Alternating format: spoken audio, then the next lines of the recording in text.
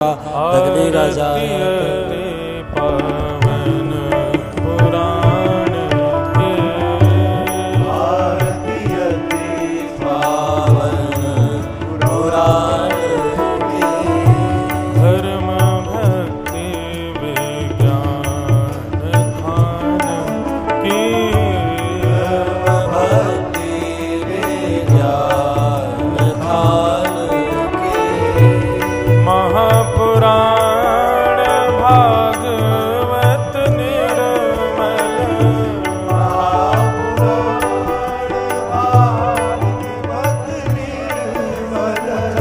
सुखमुख विगलित निगार कल्प फल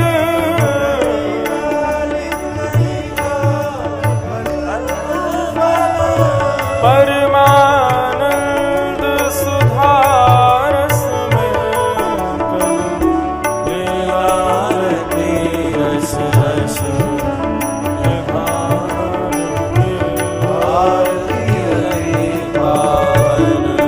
पुराण के विषय विलास विमोह विनाश विषय विलास विमोह विनाश विमल विराग विवेक विकासिनी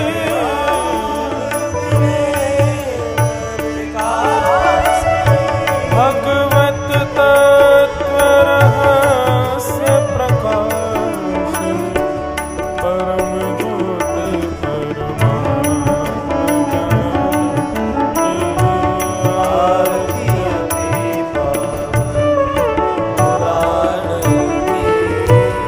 परमहंस मुनि मन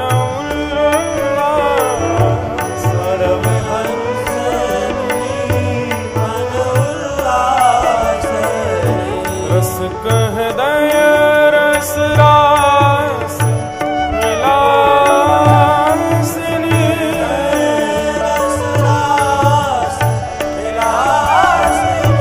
मुक्ति मुक्ति रति प्रेम सुदास कथा किंचन प्रिय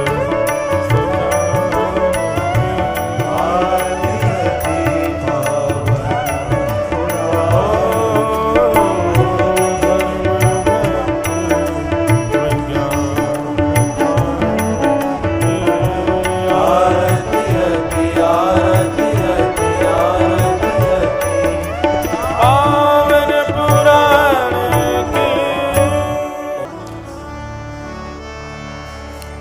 हरि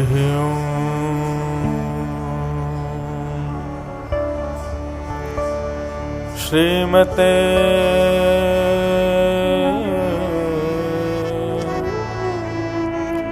रामानुजा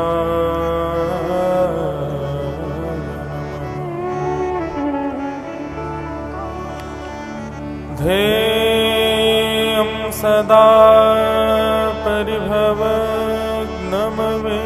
परिभवग्नमवेष्टदोहम्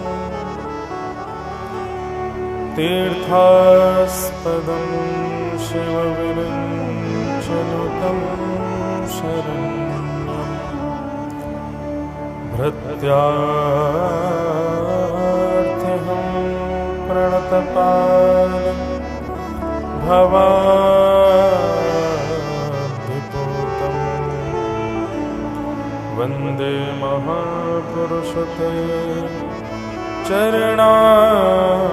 चरणारविन्दम् अस्ति स्वस्तरुणीकराग्रविगलत् कल्प प्रसूनाप्लुतम्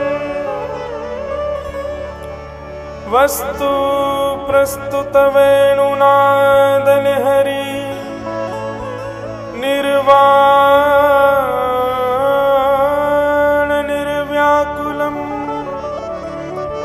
स्रस्त स्रस्तनिबद्धनि विविलसत् गोपी सहस्रावृतम् हस्तन्यस्तनतापवर्गमखिलो दारुं किशोराकृति लक्ष्मीनाथसमारम्भा नाथयामुनमध्यमा अस्मदाचार्यपर्यन्तां वन्दे गुरुपरम्पराम्।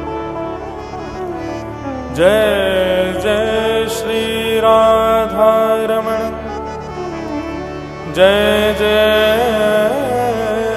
नवल किशोर, जय गोपी चित चोर प्रभु, जय जय माखन चोर। आज मंगलवार है, सब लोग श्री हनुमान जी महाराज को प्रणाम करते हुए आज की कथा में प्रवेश करें। भाव से कहिए मंगल मूर्ति मारुति मंगल मूर्ति मारुति मंगल मूर्ति मारुति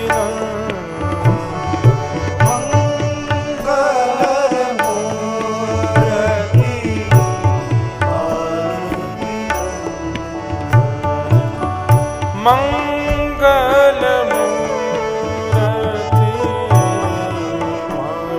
मारुति सकल अमंगल मूल निकंदन, सकल अमंगल मूल निकंदन, सकल अमंगल मूल निकंदन, सकल अमंगल मूल निकंदन, सकल अमंगल मूल निकंदन, सकल अमंगल मूल निकंदन, मंगल मूर्ति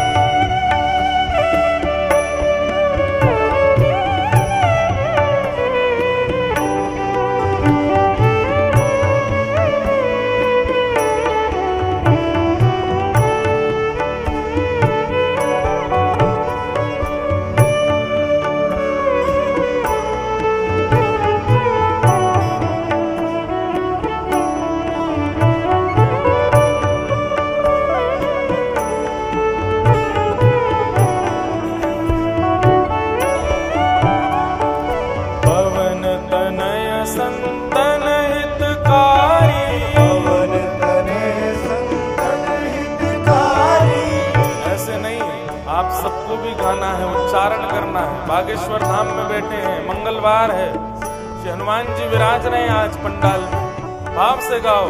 पवन तनय संतन हितकारी, पवन तनय संतन हितकारी, पवन तनय संतन हितकारी, पवन तनय संतन हितकारी, हृदय विराजत अवध बिहारी, हृदय विराजत अवध बिहारी, हृदय विराजत अवध बिहारी, हृदय विराजत अवध गाओ। बिहारी, पवन तनय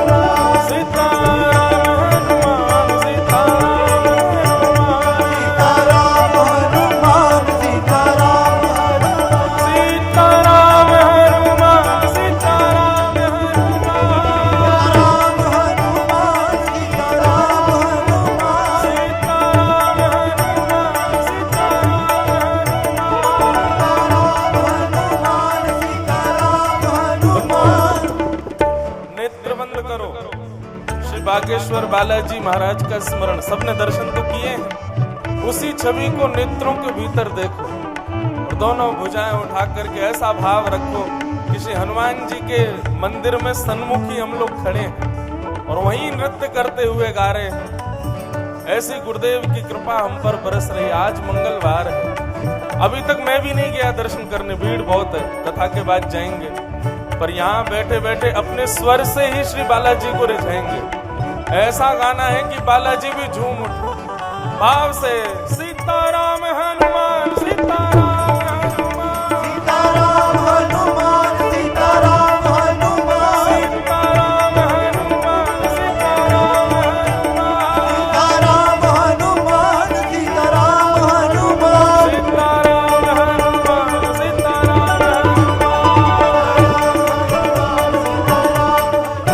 अब तो दया करो राम सीताराम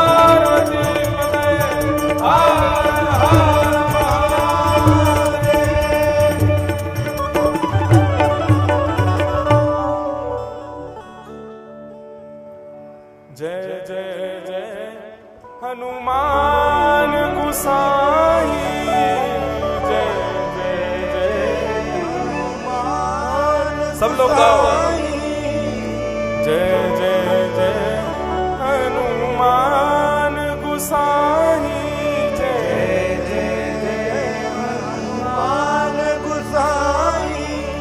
कृपा करहु गुरुदेव की नाई।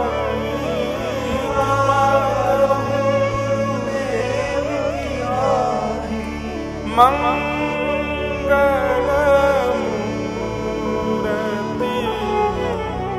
मारुति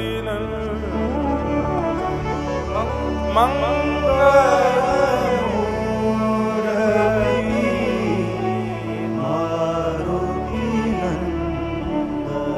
बोलो वृंदावन बिहारी लाल की श्री राधा रमण लाल की श्री राधा वल्लभ लाल की जय। श्री जुगल किशोर लाल की जय। अनंत बलवंत श्री हनुमान जी महाराज की। राजा रामचंद्र भगवान की। देवादिदेव महादेव शंकर भगवान की। सब संतन की सब भक्तन की सब विप्रन की। यज्ञ नारायण भगवान की। बुंदेलखंड महाकुंभ की। श्री बागेश्वर बालाजी महाराज की। सन्यासी बाबा की। श्री सदगुरुदेव दादा गुरुदेव की।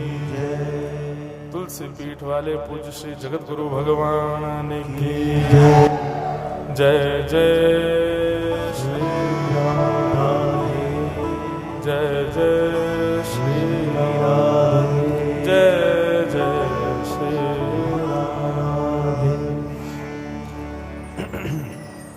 परम मंगल में प्रात प्रकलेश्वर, अकारण करुणा वरुणालय भक्त वांछा कल्पतरु, तड़िद्वित विनिंदित पीतांबरधारी श्री बालकृष्ण लाल की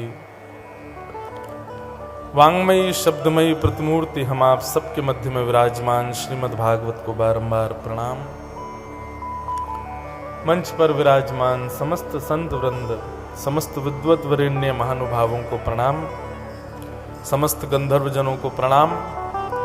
आप सभी श्रोता भाई बंधु मातृशक्ति बालक मित्र सबको जय श्री कृष्ण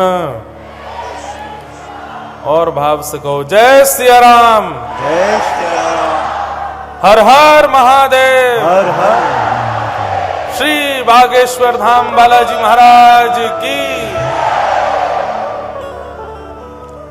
मंगलवार का पावन दिवस और श्री बालाजी महाराज की कृपा से हम आप सब लोग बुंदेलखंड महाकुंभ में आनंद ले रहे हैं।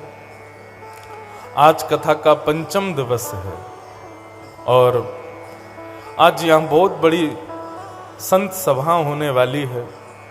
भारतवर्ष के कई संत आकर के अपने अपने भाव यहां पर प्रस्तुत करेंगे। महाराज जी का भाव था कि भैया आज कथा सुबह जल्दी कर दें ताकि शाम को आराम से सभा हो। हमने कहा आनंद है, हम तो मंदिर जा रहे थे, हमने की कथा कर आते हैं। हनुमान जी कह रहे हैं पहले कथा सुनाओ फिर दर्शन करने आना, क्योंकि प्रभु चरित्र सुनवे को रसिया। आप इस बात को गांठ बांध लीजिए कि हनुमान जी को सबसे ज्यादा प्रिय भगवान की कथा है।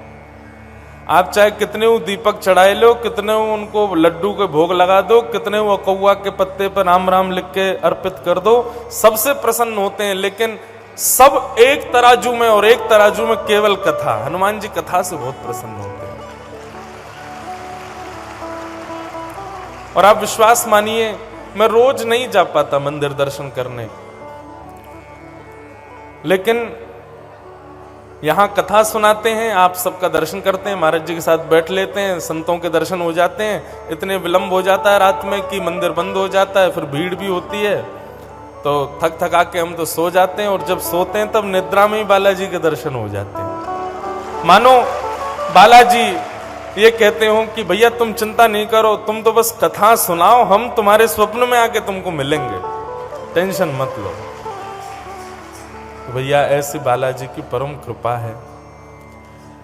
हमारा तो वाणी का साफल्य है, हम अपनी वाणी पवित्र कर रहे हैं यहाँ कथा करके। श्री सन्यासी बाबा दादा गुरुदेव, हमारे अग्रज भ्राता धीरेन्द्र कृष्ण शास्त्री जी महाराज, बागेश्वर धाम सरकार और श्री बालाजी की परम कृपा है कि इस बार इस बुंदेलखंड के महाकुंभ में हमको सेवा का अवसर मिला। ये महाशिवरात्रि का जो पर्व है ना, ये हमारी और महाराज जी की मिलन की भी वर्षगांठ है। हम पहली बार मिले भी महाशिवरात्रि पे थे 2 साल पहले, जब शायद 108 कन्याओं का विवाह था, पिछले से पिछले वर्ष, तब पहली बार मिले थे।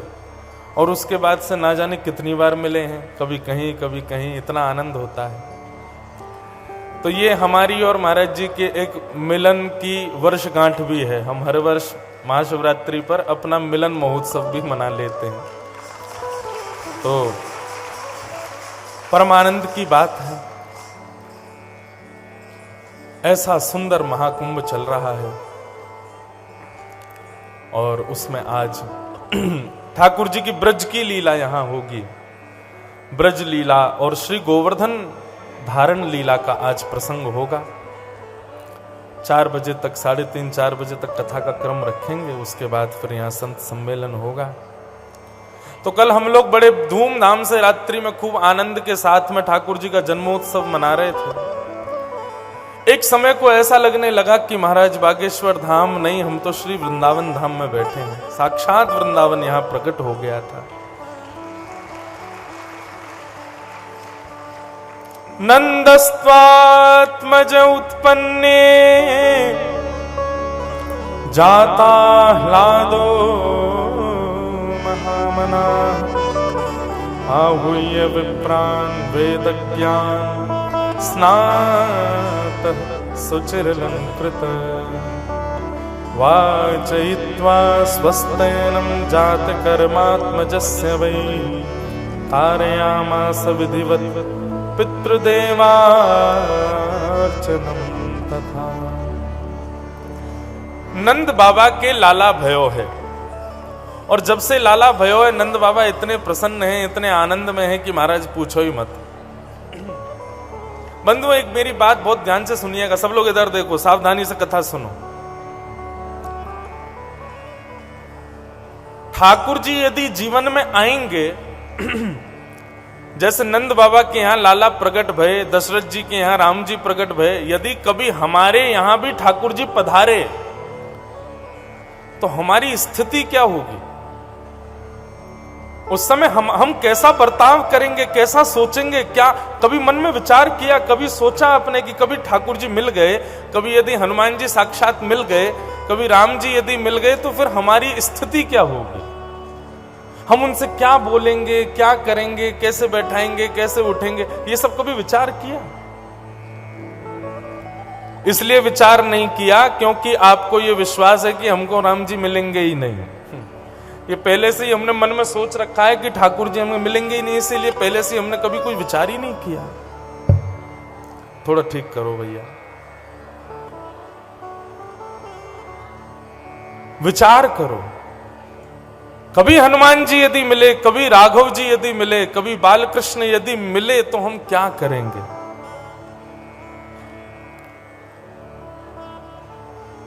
हम कुछ स्थिति बता दे रहे हैं, ऐसी स्थिति हो जाएगी यदि कभी ठाकुर जी मिल गए तो। सबसे पहली बात, तन की सुध नहीं रहेगी। पैर रखोगे कहीं और जाएगा कहीं, बैठोगे कहीं। और कल रात्रि एक बहन आई थी, वो गा रही थी ना, उन्होंने ही गाया है वो, मेरे झोपड़ी के भाग आज खुल जाएंगे, राम आएंगे। राम आएंगे तो अंगना सजाऊंगी, राम आएंगे तो दीपक जलाऊंगी, राम आएंगे तो भोग। बहुत सुंदर भाव है। पर कभी कभी मन में ऐसा लगता है कि राम जी आएंगे ना, तो हमको इतनी सुध रहेगी नहीं कि दीपक जलाना है, हमको इतना सुध रहेगा ही नहीं कि कुछ बिछाना है, हमको इतनी ध्यान रहेगी नहीं कि इनको कुछ पवाना है। सबने कथा सुनी है कि ठाकुर जी विदुरानी के यहां गए थे। आहा, दुर्योधन की मेवा त्यागी और साक विदुर घर खाए, सबसे ऊंची प्रेम सगाई, सबसे ऊंची प्रेम सगाई। ठाकुर जी विदुर जी के यहां जब गए तो विदुरानी को इतनी भी सुध नहीं है कि ठाकुर जी को बैठाना है कहीं पर। पाटा भी रखा तो वो भी उल्टा ही रख दिया, ठाकुर जी उसी पे ही बैठ गए, उल्टे पाटे पर। कदली फल लेकर के आई ठाकुर जी को खिलाने के लिए, छिलका उतार उतार के ठाकुर जी को देती जा रही है, फल दूर फेंकती जा रही है। ठाकुर जी प्रेम से छिलका पा रहे हैं। अस्त व्यस्त स्थिति हो गई है। घर पे कोई आता है तो पहले चंदन लगाते हैं, फिर चावल लगाते हैं। विदुरानी पहले चावल लगा रही है, चावल बार बार गिर रहे हैं, फिर चावल लगा रही है। बोले लग ही नहीं रहा, हाथ कांप रहे हैं, आंखों से आंसू निकल रहे हैं। रख कहीं रही है, जा कहीं रही है, कर कुछ रही है, कुछ भी उसके आपे में नहीं है। ठाकुर जी यदि जीवन में आएंगे तो सबसे पहली स्थिति यही होगी कि आपको अपनी सुध नहीं होगी, सबसे पहली बात। और एक बात और सुनिए, ठाकुर जी यदि घर आ गए और आपको इतनी सुध है कि मुझे इनको कुछ खिलाना है, कहीं बैठाना है, तो समझ जाना ठाकुर जी नहीं आए, कोई और ही आया है। ठाकुर जी नहीं है। ठाकुर जी आएंगे तो फिर इतनी सुध नहीं रहेगी, पहली बात। ठाकुर जी आ जाएंगे तो दूसरा क्या होगा? वाग गदगदा द्रवते यस्य चित्तम रुदत्य भिक्षणम हसति क्वचिच्च विलज्ज उद्गायत नृत्यते च मदभक्ति युक्तो भुवनम पुनातु। वाणी गदगद हो जाएगी, बोल नहीं पाओगे, शब्द नहीं निकलेंगे भीतर से, जीव लड़खड़ाएगी बोलने में। कभी भी हंसने लग जाओगे, कहीं भी नाचने लग जाओगे, मतलब एक पागलों की सी स्थिति हो जाएगी यदि ठाकुर जी जीवन में आ गए तो। इसलिए भैया सोच समझ करके बुलाना, ठाकुर जी को बुलाओ तो स्थिति फिर आपके वश में नहीं रह पाएगी। तीसरी स्थिति क्या होगी, ठाकुर जी जीवन में आएंगे तो संग्रह करने का मन नहीं करेगा, लुटाने का मन करेगा। अपने पास रखने का मन नहीं होगा, ऐसा मन होगा मैं कितना दे दूं, कितना बांट दूं, कितना लुटा दूं,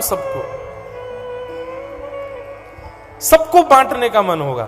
कल हम लोग गा रहे थे ना, नंद बाबा की स्थिति क्या है, हाथी दीने घोड़ा दीने और दीन पालकी, हाथी दीने घोड़ा दीने और दीन पालकी, बालकन को लाडो बेड़ा बूढ़न को लापसी, बालक को लाडो बेड़ा बूढ़न को लापसी,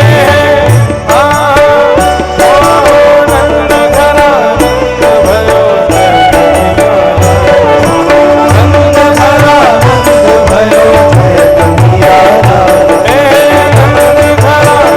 भयो, नंद घरा नंद भयो जय कन्हैया लाल, नंद घरा नंद भयो जय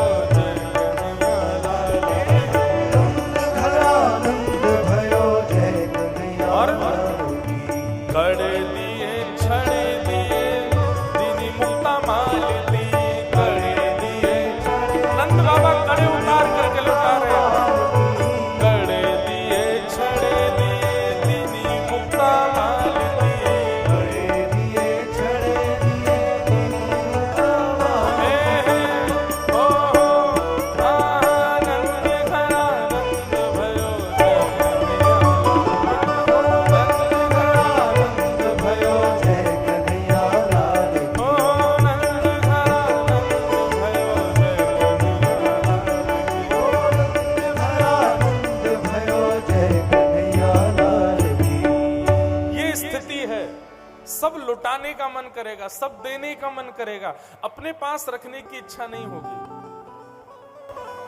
सामान्य व्यक्ति की स्थिति कैसे हो जाती है कि वो सब कुछ अपने पास रखना चाहता है, सब कुछ अपने पास संग्रह करना चाहता है, पर भगवत भक्त की स्थिति होती है वो सब देना चाहता है, कुछ रखना नहीं चाहता। मेरे पास जो है सब मैं दे दूं, ये ठाकुर जी के आने के बाद की स्थिति होगी। जय हो प्रेतराज भगवान, बैठ जाओ, विराज जाओ, विराज जाओ। हम पहले ही कह रहे थे कि हमसे कोई पूछ रहा था महाराज जी बागेश्वर धाम में कथा, मैंने कहा हाँ, किसको कथा सुनाओगे? मैंने कि प्रथम श्रोता हनुमान जी, दूसरे श्रोता मानव, तीसरे श्रोता प्रेत। यहाँ भूत प्रेत भी कथा सुनेंगे। बालाजी महाराज सब पर कृपा। एक और बात बताएं आपको, श्रीमद् भागवत की कथा के विषय में भी कहा प्रेत पीड़ा विनाशिनी। श्रीमद् भागवत की कथा यदि सप्ताह कोई ध्यान से सुन ले तो उसके ऊपर कितना भी भयावह प्रेत हो उसको जाना ही पड़ेगा, मोक्ष हो जाता है कथा सुनने से। ठाकुर जी कृपा करें, ठाकुर जी अनुग्रह करें, कभी भी ये पीड़ा किसी को ना हो। और एक बात कहें, कथा श्रवण में सदा तल्लीन रहने वाले, कथा में ही सर्वस्व न्योछावर करने वालों पर भी प्रेत असर नहीं करते, क्योंकि उनके ऊपर कृष्ण ग्रह होता है। जब आपके ऊपर बाकी के ग्रह होते हैं तो प्रेत आ जाते हैं, लेकिन जब कृष्ण ग्रह ग्रहित आत्मा, राम ग्रह ग्रहित आत्मा, जब राम ग्रह कृष्ण ग्रह हो जाता है ना, फिर कोई प्रेत आ नहीं सकते। इसलिए भैया सब आप सब प्रसन्न हो, भागवत जी ऐसी कृपा करें सबकी प्रेत पीड़ा नष्ट हो जाए, किसी को भी ऐसे बाधा आधार नहीं रहे जीवन में। तो नंद बाबा के लाला भयो है, ब्रजवासियों ने खूब उत्सव मनाया 6 महीने तक। अब देखो एक बात हमारी ध्यान से सुनना, लोग कहते महाराज जी प्रेत क्यों आ जाते हैं लोगों के ऊपर? ये पूतना, राक्षसी, अघासुर, बकासुर, धेनुकासुर, ये सब कौन हैं? ये सब प्रेत ही तो हैं। जब भगवान के ऊपर छोड़े जा सकते हैं प्रेत, तो हम तो मानव हैं। जब ठाकुर जी के ऊपर कृत्या नाम की राक्षसी छोड़ी जा सकती, वो भी तो प्रेत ही थे। हम कौन है? हम तो मानव हैं। तो ये जीवन में किसी के जीवन में तो ऐसे सिर पर आने वाले प्रेत आ जाते हैं, किसी के जीवन में कर्म रूपी प्रेत आते हैं, उनसे लड़ना पड़ता है। लेकिन भैया जो राम के हैं, जो राम उपासक हैं, उनका कोई प्रेत व्रेत कुछ नहीं बिगाड़ पाते। इसलिए खूब भजन किया करो, कभी कोई प्रेत पीड़ा नहीं होगी। और सबसे बड़ी बात बताएं, पवित्र रहा करो। पवित्रता से भी प्रेत दूर रहते हैं। घर की अपवित्रता, तन की अपवित्रता, बौद्धिक अपवित्रता, मन की अपवित्रता से भी प्रेत आक्रमण कर देते हैं। इसलिए पवित्र रहा करो, शुद्ध रहा करो। सबसे बड़ी बात है, विचार को शुद्ध रखा करो। यहां पर जब कुमति आती है, यहां पर जब अपवित्रता होती है, तो भी इस प्रकार की नकारात्मक ऊर्जाएं आपके ऊपर आक्रमण कर देती हैं। इसलिए इनको पवित्र रखा करो। और ये पवित्र एक ही चीज से रह सकती हैं, सत्संग। जितना सत्संग करोगे उतनी मति पवित्र रहेगी। जितनी गुरु सन्निधि में रहोगे, संतों का संग करोगे, कथाएं वार्ताएं सुनोगे, उतनी मति पवित्र रहेगी। मति पवित्र रखो। ठाकुर जी 6 दिन के हुए नहीं कि महाराज कंस ने एक राक्षसी भेज दी, उसका नाम था पूतना। पूतना राक्षसी भगवान पर आक्रमण करने के लिए निकल पड़ी। कंस ने कहा, बोले आपका इतना विशाल विकराल स्वरूप है, आपको अपने घरों में कौन आने देगा? राक्षसी बोली, मुझे रूप बदलना आता है। और पूतना ने परम सुंदर रूप धारण किया। इतनी सुंदर बन गई पूतना कि उसको सामान्य कोई व्यक्ति देख ले तो अपनी नजर ना हटा पाए। इतनी सुंदर पूतना बन गई। और सुंदर रूप धारण करके पूतना ने 10 दिन के अंदर जितने बालकों ने जन्म लिया, सबके यहां जाती है, अपने पयोधर में विष लगा करके बालक को खिलाने की भावना से पयोधर का पान कराती है। पयोधर पीते ही बालक मर जाते हैं। इस प्रकार पूतना ने असंख्य बालकों का वध कर दिया। और सबका वध करते हुए जैसे ही पूतना गोकुल पहुंची, गोकुल में बंधुओं, हमारे ब्रज में ऐसा कहा जाता है कि 1 वर्ष तक नंदोत्सव मनता रहा। 365 दिन तक नंदोत्सव चलता रहा। ठाकुर जी के प्रथम जन्माष्टमी तक नंदोत्सव ही नंदोत्सव होते रहे। सब नाच रहे हैं, गा रहे हैं, सब आनंद कर रहे हैं, यही चलता रहा बस ब्रज में। 6 दिन के हैं श्री कृष्ण और पूतना का आगमन हो गया। सब लोग नाच रहे थे, गा रहे थे, उत्सव मना रहे थे। जैसे ही पूतना ने गोकुल में चरण रखा, पूतना की नूपुरों की ध्वनि, पूतना की गजगामनी चाल, पूतना के कटाक्ष नेत्र, पूतना की मधुर मुस्कान, उसके आव भाव अंग प्रत्यंग इतने सुंदर थे कि जो भी उसको देखता वो उत्सव मनाना भूल जाता, पूतना को देखने लग जाते। इतनी सुंदर। कई ब्रजवासी तो अपनी मैया के पास गए, बोले मैया तू मेरे पीछे पड़ी रहे, ब्याह कर ले, ब्याह कर ले, ब्याह। मैं ब्याह करवे को तैयार हूं, जो आ रही है ना सुंदरी, यही तो मेरा ब्याह करा दे मैया, तो मैं ब्याह कर लूंगा। इतनी सुंदर। और केवल नर नहीं, गोपियों ने भी जब पूतना को देखा तो गोपियां भी देखती रह गई। कई गोपियां तो बोली, अरे हमको तो ऐसा लगे कि ये नंद बाबा को जो लाला है ना, जो कोई सामान्य नहीं है, साक्षात नारायण है। देख वह नारायण को दर्शन करवे, आज साक्षात लक्ष्मी आई है। इतनी सुंदर थी पूतना। पूतना के रूप पर सब मोहित हो गए। लेकिन जैसे ही पूतना ने नंद भवन में प्रवेश किया, यशोदा मैया ने सुंदर रूप समझ करके अपना लाला पूतना की गोद में दिया।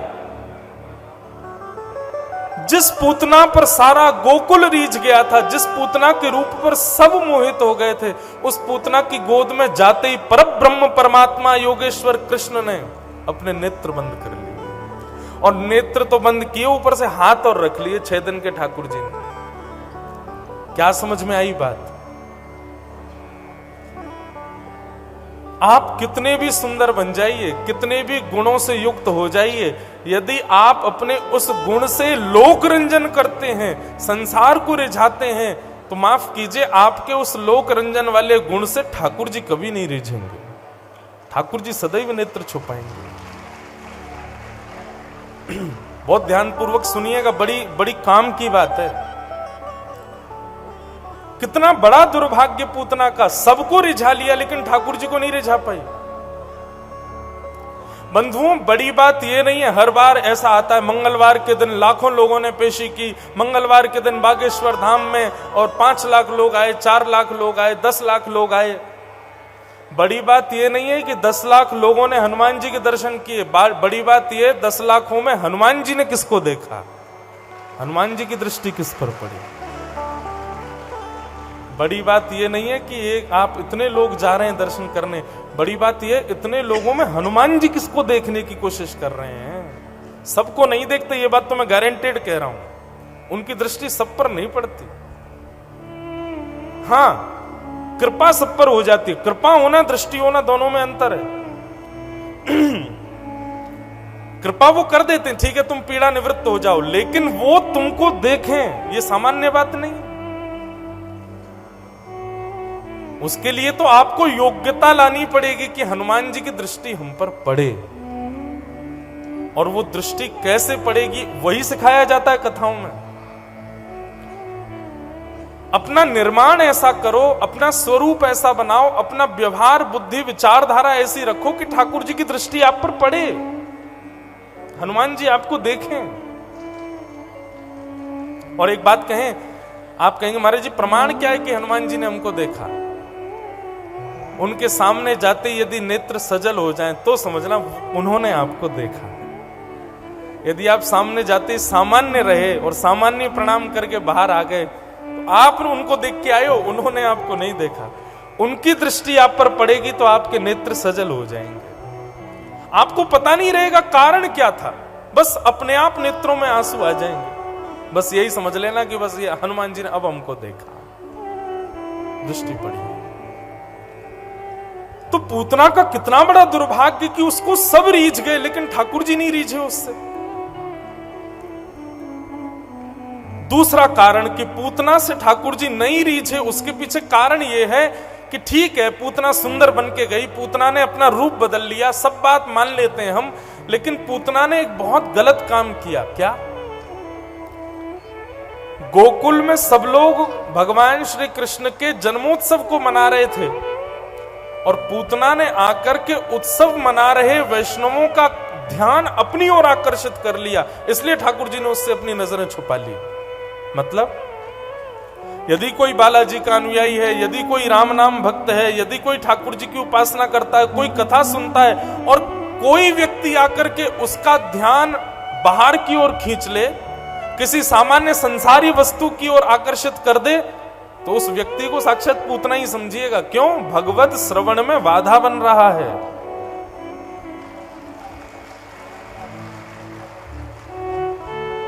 ये बहुत ध्यान से सुनने वाली बात है। सबसे बड़ी पूतना पता है कौन है आज के संसार में? मोबाइल फोन सबसे बड़ा पूतना है ये। आपका नियम है रोज 1.5 घंटा हनुमान जी के आगे बैठ के राम नाम जपने का, और 1.5 घंटा में फोन आ जाए तो तुरंत माला धर देते हैं। अभी रुको रुको रुको, हाँ जी बताओ क्या काम है, तुरंत फोन उठा लेते हो। उस समय वो फोन चाहे किसका भी हो, पूतना ही समझिएगा उसको। क्योंकि भगवत भजन भगवत कथा में जो बाधा डाले वही पूतना। और बाधा किस रूप में? कथा में बैठे बैठे संसार की ओर मन जो आपका आकर्षित करे वही पूतना। और माफ कीजिएगा, जो किसी वैष्णव के ध्यान को भक्ति से हटा करके अपनी ओर आकर्षित करवाते हैं, ऐसे लोगों से संसार रीझ जाएगा, लेकिन ठाकुर जी नहीं रीझ सकते। ठाकुर जी उसको नहीं देखते। पूतना को ना देखने का यही कारण रहा कि पूतना ने आते ही गोकुल के लोगों को अपनी ओर आकर्षित कर लिया, ठाकुर जी के भजन से सबको अलग कर दिया, इसलिए ठाकुर जी ने उसको नहीं देखा। इसलिए भैया हमारी आप सबसे प्रार्थना, जीवन में कैसे भी ठाकुर जी के सामने जाना, पूतना बन के मत जाना।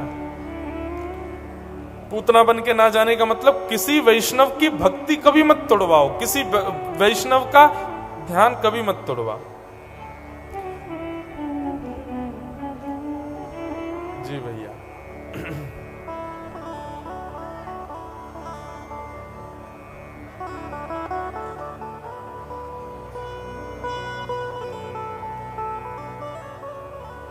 एक अभी विशेष सूचना है।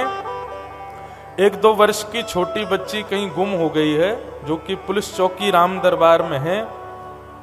जिसकी भी हो संपर्क करें। बच्ची का फोटो स्क्रीन पर दिखाना है। ये बिटिया है किसी की, और ये स्क्रीन पर देख लीजिए भैया। जिनकी भी हो लाली, वो कृपा करके पुलिस चौकी राम दरबार में अभी जाकर के बिटिया को ले लें। वहीं पर पुलिस चौकी में ये है। और कोई संपर्क में भी किसी की हो तो वो इस लाली को, जो भी इनके परिवार के हों, जाकर के सब लोग पुलिस चौकी में से इनको ले लीजिए। बोलो हनुमान जी महाराज की। तो भैया पूतना नहीं बनना है ठाकुर जी की सन्मुख, नहीं तो ठाकुर जी देखेंगे नहीं। हमारी भक्ति का स्वरूप ही यही है कि हम ठाकुर जी को ना देखें, उनकी दृष्टि हम पर पड़े, उनकी दृष्टि हमारे ऊपर पड़े। इसी के लिए तो हम भजन करते हैं, इसी के लिए तो हम कथा सुनते हैं, ताकि उनकी दृष्टि के हम अधिकारी हो जाएं। एक भजन बड़ा प्रसिद्ध गाया जाता है। नजरों से गिराना ना, चाहे जितनी सजा देना, नजरों से गिराना ना, चाहे जितनी सजा देना। हे बालाजी महाराज, हे राघवेंद्र सरकार, हे राधा रानी, आप चाहे जो सजा दे लीजिए, लेकिन कभी ऐसा मत कीजिएगा कि जैसे पूतना से आपने नजर छुपा ली, हमसे कभी छुपा ली। बंधुओं, रूठे चाहे राजा वासे कछु ना काजा, एक तू ही महाराजा और कौन पास जाएंगे। रूठे चाहे भाई वासे कछु ना भलाई, एक तू ही है सहाई और कौन को सराहेंगे। रूठे चाहे शत्रु और मित्र आठों याम, एक तेरे चरणन के नेह को निभाएंगे। जग सारा झूठा, एक तू ही है अनूठा, रूठ जाए चाहे सारा जग, पर तू ना रूठा चाहे। आप कभी मत रूठो। और आप सबसे प्रार्थना बंधुओं, बहुत विशेष ध्यान रखा करो उन बातों का जिनसे कभी ठाकुर जी आपसे रूठे नहीं। आपको पता है, महाभारत युद्ध में जब कर्ण जा रहा था, तब कर्ण के कवच कुंडल लेने के लिए बीच युद्ध मैदान में इंद्र ब्राह्मण का रूप धारण करके आया और कहा भिक्षाम देहि। कर्ण दानवीर था, जो दान मांगते थे दे देता था। अब सब जानते थे कि जब तक कर्ण के पास कवच कुंडल है, तब तक कर्ण को कोई नहीं मार सकता। लेकिन इंद्र जब ब्राह्मण का रूप धारण करके आए और महाभारत युद्ध के बीच में आकर के कहा कि कर्ण दान दो। किसका दान चाहिए? बोले तुम्हारे कवच कुंडल चाहिए। तो कर्ण का नियम है, वो मना नहीं करता है किसी को। लेकिन आज कर्ण बड़ी दुविधा में पड़े हैं, क्योंकि महाभारत युद्ध में वो बची इन कुंडल और कवच की वजह से रहा है। बहुत सावधानी से सुनिएगा, बड़ी विशेष बात है। तब कर्ण का सारथी कहता है, बोले महाराज ब्राह्मण को कह दीजिए युद्ध के बाद आएगा, अभी युद्ध बीच युद्ध में आप दान नहीं कर सकते। तब कर्ण के नेत्र सजल हो जाते हैं और कर्ण कहता है, तुम मुझे किससे बचाना चाहते हो सारथी? इस महाभारत युद्ध में कवच कुंडलों से मैं कब तक बचता रहूंगा? सामने नजर उठा करके देख, मेरे विपक्ष में कोई और नहीं, साक्षात परमात्मा खड़ा है। उस परमात्मा से कैसे जीत सकता हूं मैं? चाहे मुझ पर कितनी भी कवच आ जाए, कितनी भी कुंडल आ जाए, कितनी भी रक्षा सुरक्षा कर लूं, मेरे विपक्ष में परमात्मा खड़ा है, मैं कैसे जीत सकता हूं उससे? कभी कुछ ऐसा मत करना बंधुओं कि आपके विपक्ष में ठाकुर जी आ जाए। नजरों से गिराना ना, चाहे जितनी सजा देना, नजरों से जो गिर जाए, नजरों से जो गिर जाए, मुश्किल ही संभल पाए। नजरों से जो गिर जाए, मुश्किल ही संभल पाए। राघव तेरे चरणों की गर धूल जो मिल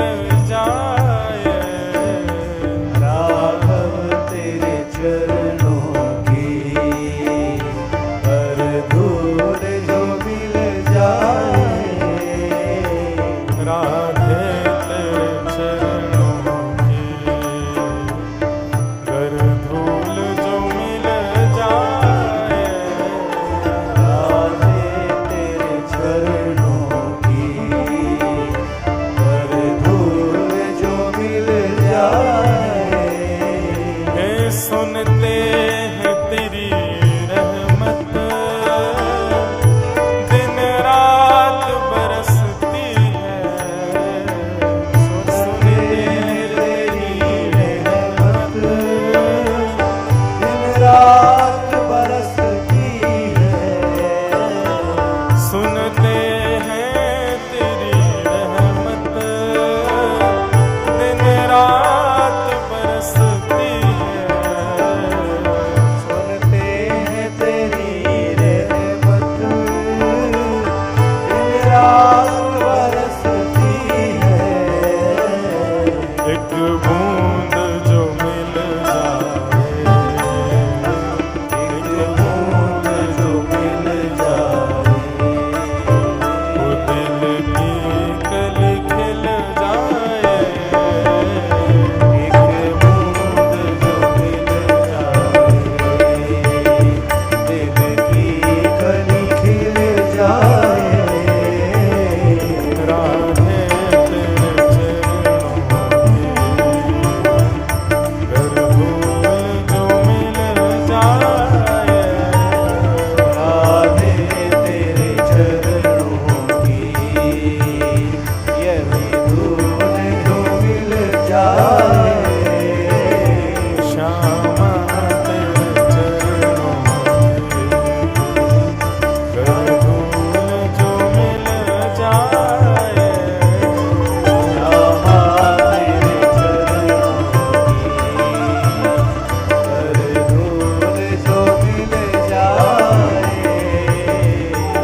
राधे तेरे चरणों की कर धूल जो मिल जाए, राधे तेरे चरणों की कर धूल जो मिल जाए। ओ सच कहता हूँ मेरी सच कहता हूँ मेरी तकदीर बदल जाए, सच कहता हूँ मेरी तकदीर बदल जाए।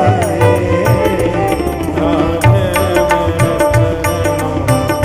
की कर धूल जो मिल जाए, राधे तेरे चरणों की कर धूल जो मिल जाए।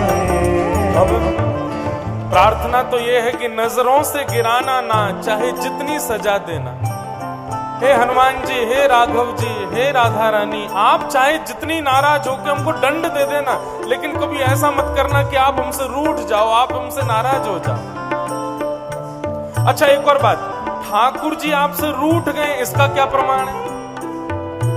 सेवा में रुचि कम हो जाएगी, समझो ठाकुर जी रूठ गए। संत वैष्णवों को प्रणाम करने में आलस आने लग जाए, समझ जाना ठाकुर जी रूठ गए। कथा में रुचि बंद हो जाए, आने का मन ही नहीं करे, समझ जाओ ठाकुर जी रूठ गए।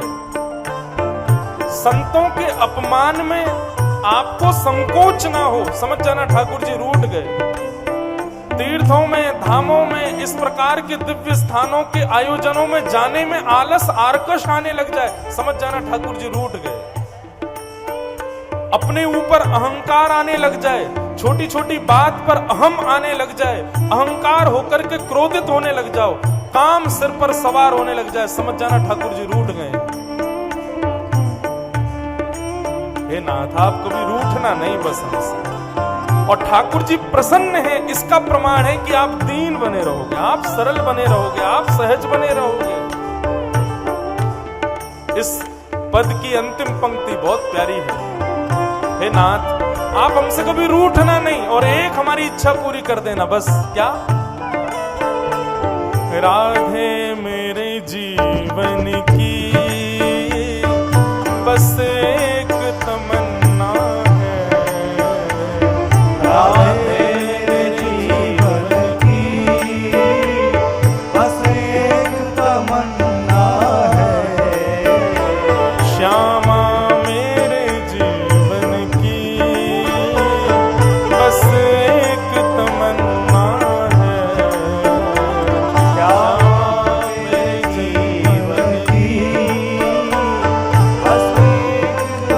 क्या तमन्ना है हमारी, तुम सामने हो मेरे, तुम सामने हो मेरे, हो तुम सामने हो मेरे, तुम सामने हो मेरे, फिर ओ मेरा दम ही निकल जाए, सामने हो मेरे, तेरा दम ही निकल जाए, राधे तेरे चरणों के कर धूल जो मिल जाए, राधे तेरे चरणों की कर धूल जो मिल जाए, श्यामा तेरे चरणों की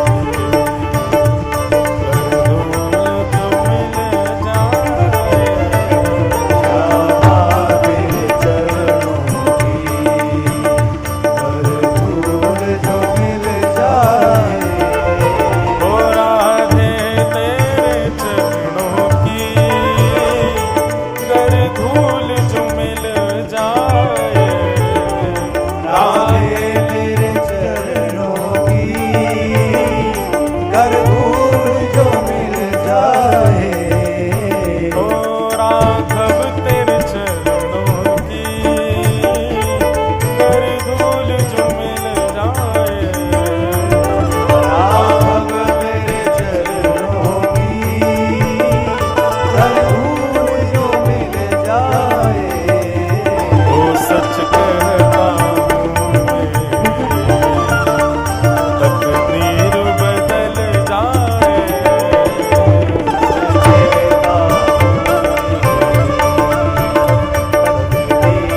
बदल जाए,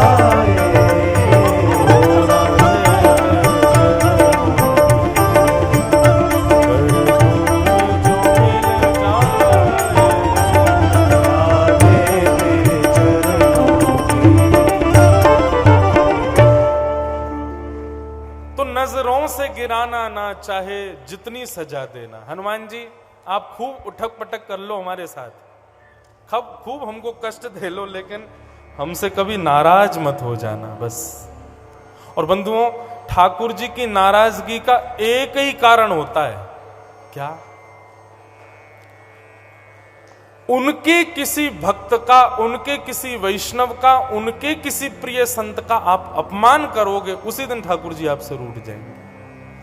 आप सेवा में अपराध कर दो, भोग में अपराध कर दो, सब में क्षमा है, लेकिन ठाकुर जी जिससे प्रेम करते हैं उसका आपने जिस दिन अपमान किया या अपराध किया, उसको जिस दिन आपने दुखी किया, उसको जिस दिन पीड़ा दी, उसी दिन ठाकुर जी आपसे रूठ जाएंगे। इसलिए कभी भी किसी वैष्णव को कष्ट मत दीजिएगा। कई लोग होते हैं वो संत के भेष को देख करके ये सोचते हैं कि ये तो कोई पाखंडी है, इनका मजाक उड़ा लो, इनके बारे में कुछ भी अनर्गल कह दो। ठीक है, आप 2-4 बार, लेकिन हृदय से प्रणाम किया करो। आपको किसी ने अधिकार नहीं दिया कि आप परीक्षा लेते घूमो कौन असली है कौन नकली है। जो भी हैं सबको प्रणाम करो। आप लोग सत्य बताइए, क्या मां जानकी जी को नहीं पता था कि ये रावण संत का भेष धारण करके आया है? पता था उनको। केवल संत भेष में है, उस संत भेष का सम्मान करने के लिए जानकी जी ने स्वयं को अपहरण करवाया। रावण की मजाल जो जगत जननी जानकी जी का स्पर्श कर ले। जानकी जी ने केवल उसके भेष का सम्मान किया कि संत भेष में है। इसलिए भेष यदि संत का है तो अब उसके अंदर संतत्व है कि नहीं, आप मत परखिए, आप उसको प्रणाम ही कीजिए। अगर संतत्व नहीं है तो अपने असंतत्व से खुद गिरेगा किसी दिन। आप मत परखिए उसमें कि ये संत नहीं है, ये वैष्णव नहीं है, ये तो ऐसे पाखंडी बाबा ऐसे डोलता रहता है। ऐसे नहीं विचार करना है। माथे पर तिलक है, वस्त्र संतों कैसे हैं, जटा है, जूट है या जो भी है, प्रणाम करो, वंदन करो। भक्तमाल जी आज्ञा करती हैं इसके लिए कि भेष का सम्मान किया कीजिए, भेष को प्रणाम किया कीजिए। इसलिए भैया कभी संतों का अपमान मत करना, नहीं तो हनुमान जी बहुत जल्दी रूठेंगे, नाराज हो जाएंगे। तो पूतना को ठाकुर जी ने नहीं देखा, यह दुर्भाग्य पूतना का। पूतना ने अपना पयोधर जैसे ही भगवान के मुख में दिया, भगवान ने पहले तो उसके विष को पिया, फिर उसके दूध को पिया, फिर उसके रस तत्वों को पिया, और पीते पीते पीते पीते गाढ़म कराभ्याम, जैसे ही ठाकुर जी ने पूतना के पयोधर को कसके पीना प्रारंभ किया, प्राणै शमम रोष समन्वितो पिबत, पीते पीते ठाकुर जी ने जैसे ही प्राण पिए पूतना के, उसका मुख विकराल होने लगा, जैसा उसका वास्तविक रूप था वो रूप प्रकट होने लगा, सारी सुंदरता निकल गई, राक्षसी रूप धारण कर लिया पूतना ने, भगवान को पकड़ करके छुड़ाने लगी, अरे बालक छोड़, सा मुंच मुंचाल मित प्रभाषणी।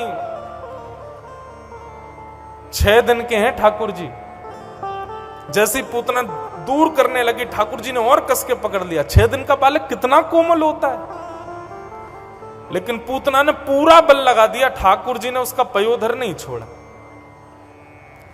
सामुंच मुंचाल मित प्रभाषणी, खींचने लगी ठाकुर जी को, तो ठाकुर जी ने हल्का सा मुख पयोधर से अलग किया, और 6 दिन के ठाकुर जी बोले, मौसी जी हम तो जाकू पकड़ लें, फिर तो वाकू ठिकाने लगा के छोड़ें, अब तुमको भी ठिकाने ही लगाएंगे।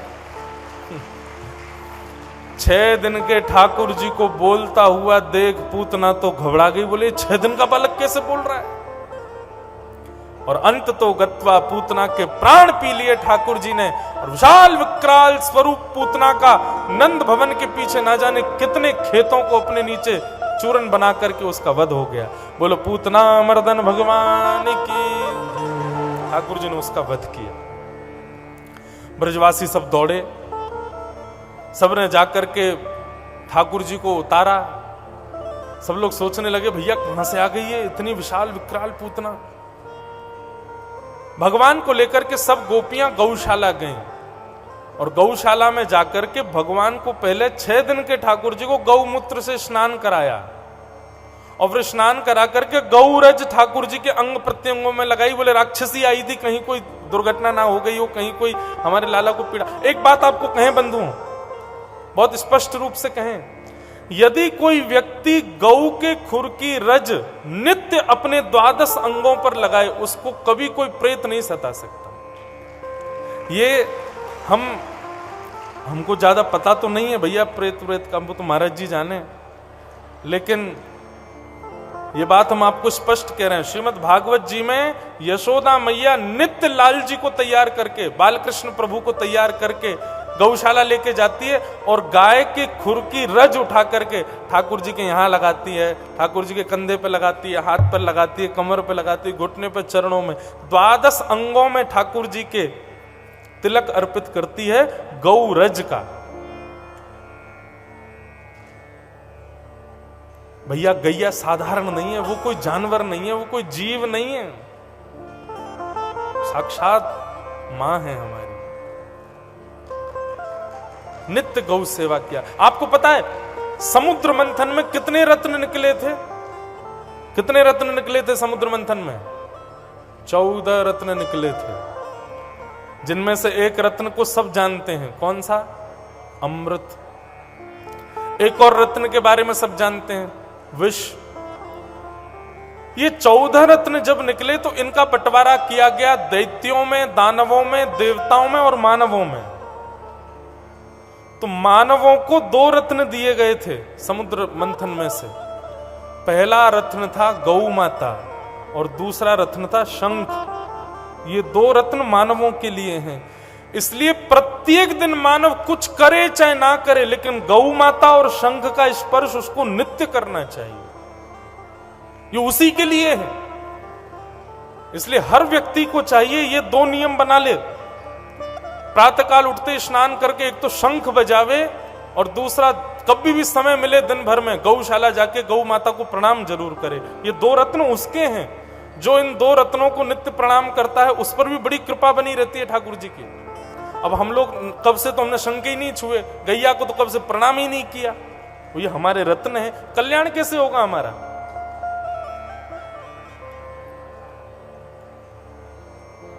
जो कोई भी इन 2 रत्नों को नित्य प्रणाम करते हैं उनके सारे ग्रह सम रहते हैं, कभी उसमें कोई दिक्कत नहीं आती। इसलिए गैया को नित्य प्रणाम किया करो। तो गौशाला में ले जाकर के ठाकुर जी को गौरज लगाई। भगवान धीरे धीरे अब 3 महीने के हो गए और जैसे ही ठाकुर जी 3 महीना के भये, 3 महीना के लाल जी ने आज पहली बार करवट बदली है। और ठाकुर जी के करवट बदलते ही पूरे ब्रजमंडल में फिर उत्सव हुआ। बोले कौन सा उत्सव? बोले करवटोत्सव। आज नंद के लाला ने करवट लई है भैया, सब लोग चलो नंद भवन में ही जरो भंडारो होएगो। ऐसा उत्सव। ब्रजवासी सब आए, सबने खूब प्रसाद पाया। मैया यशोदा ने देखी कि बड़ी भीड़ है गई है, तो लाला को ले जा करके एक बैलगाड़ी के नीचे कपड़ा बांध करके ठाकुर जी को सुवाए दिया। ठाकुर जी बैलगाड़ी के नीचे सोए, तभी सक्टासुर नाम का एक दैत्य आकर के बैलगाड़ी पर बैठ गया। जैसे ही सक्टासुर आया, ठाकुर जी ने देखा, बोले अरे राक्षस आया है। मामा जी ने पहले तो गुड़िया भेजी थी, अब गुड्डा भेजा है, चलो इससे भी खेल लिया जाए। ठाकुर जी ने अपना बाम चरण उठाया, 3 महीने के हैं भी, और बाम चरण उठा करके इतना लंबा किया, इतना लंबा किया, लंबा करके महाराज जैसे ही मारा, बैलगाड़ी 3 बार पलटी और सक्टासुर का वध हो गया। बोलो सक्टासुर मर्दन भगवान की। 3 महीना के ठाकुर जी ने सक्टासुर का वध किया। बैलगाड़ी की गिरने की आवाज हुई, ब्रजवासी दौड़ करके गए तो देखा श्याम सुंदर नन्हे से गोपाल जी तो वहीं लेटे हैं और बैलगाड़ी पलटी पड़ी है। यशोदा मैया ने आकर के लाला को गोद में लियो, सबन से पूछने लगी इतनी बड़ी बैलगाड़ी कैसे गिर गई। छोटे छोटे बालक आए, बोले मैया हम बताएं कैसे गिरी। बोले हाँ बताओ। बोले मैया तुम्हारो नेक्स सो लाला है ना। बोले हाँ। जाने अपनो पाम मैया इतनो लंबो कियो, इतनो लंबो कियो, इतनो लंबो कियो, लंबो करके यो करके ऐसे मारी, सोई बैलगाड़ी पलट गई मैया। यशोदा मैया बोली यहाँ पे आ। बालक को पकड़ करके मैया ने एक जड़ा उसके गाल पे। बोले झूठ बोले, मेरो 3 महीना को लाला वाकई केरोवा ने इतनो लंबो पाम कियो और बैलगाड़ी पलटा दी। बालक बोलो मैया तेरी सौगंध खा के कह रहा हूं मैं, झूठ ना बोल लो, तेरे लाला ने बैलगाड़ी पलटाई है। श्री सुखदेव जी महाराज भागवत में वर्णन कर रहे हैं बहुत सुंदर बात कि अप्रेमयम बलम तस्य बालकस्य न ते विदु। बहुत सुंदर बात। शुकाचार्य जी कहते हैं, बोले कि परीक्षित ये ब्रजवासियों का प्रेम है, बहुत बहुत सावधानी से सुनिएगा। ठाकुर जी ब्रजवासियों के सामने ऐसी लीला कर रहे हैं कि सबको विश्वास हो जाए कि ये भगवान है। 3 महीना के ठाकुर जी इतना बड़ा लंबा पैर करके बैलगाड़ी पलटा रहे हैं, लेकिन उसके बाद भी ब्रजवासी मन में क्या सोच रहे हैं, बोले नहीं हमारो लाला बैलगाड़ी ना पलटा सके। जरूर हमने कोई स्वप्न देखो होगा, हमारे लाला में इतनी शक्ति सामर्थ्य नहीं है। ये बंधुओं प्रेम का स्वरूप है। जहां प्रेम अधिक होता है ना, वहां पर अपने प्रेमी की प्रभुताओं को गौड़ कर दिया जाता है, प्रभुताओं को छुपा दिया जाता है। हमको प्रभुता नहीं दिखती। और क्षमा कीजिएगा, जहां प्रभुता देख करके प्रेम होता है वो आकर्षण कहलाता है, प्रेम नहीं कहलाता। आप किसी के प्रभाव को देख करके, किसी की प्रभुत्व को देख करके, किसी के शौर्य को देख करके, यश को देख करके आप प्रेम कर रहे हो, तो क्षमा कीजिए आपका प्रेम नहीं है, ये आकर्षण है। कुछ दिन में ये खत्म हो जाएगा। लेकिन वास्तविक प्रेम जिससे होता है ना, उसकी प्रभुता नहीं दिखती, उसका प्रभुत्व नहीं दिखता, उसका प्रभाव नहीं दिखता। वो चाहे किसी दिन यदि रंक भी हो जाएगा तो भी हमें उससे प्रेम रहेगा। ब्रजवासियों का प्रेम कैसा है? ठाकुर जी बड़ी बड़ी लीला कर देते हैं, लेकिन उन बड़ी बड़ी लीलाओं में भी ब्रजवासी कहते हैं, बोलना हमारे लाला में इतनी ताकत ही ना है, हमारो लाला कर ही ना सके, हमारो लाला तो बड़ा कोमल सो यहाँ पे होगा ही ना। जरूर हमने कोई स्वप्न देखो होगा। ठाकुर जी मंद मंद मुस्काते हैं, बोले यही तो प्रेम है ब्रजवासियों का। हम इनके सामने कुछ भी कर लें, लेकिन इनको विश्वास ही नहीं होता कि हम भगवान हैं।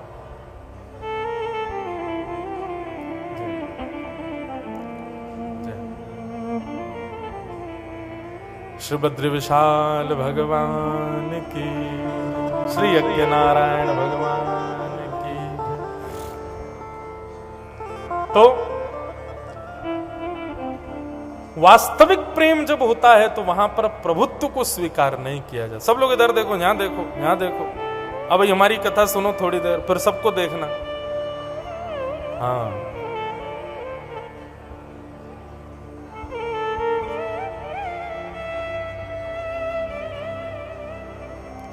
निस्वार्थ प्रेम में प्रभुत्व स्वीकार नहीं होता। वहां तो प्रेम होता है, चाहे तुम श्रेष्ठ बन जाओ, चाहे तुम अश्रेष्ठ हो जाओ, तुम्हारा प्रेम कभी नष्ट नहीं हो सकता। मां का पुत्र के प्रति प्रेम हो, अब पुत्र चाहे कितना भी बड़ा बन जाए, कितना भी श्रेष्ठ बन जाए, लेकिन मां की फिर भी इच्छा होती है ये हमारी गोद में ही बैठे।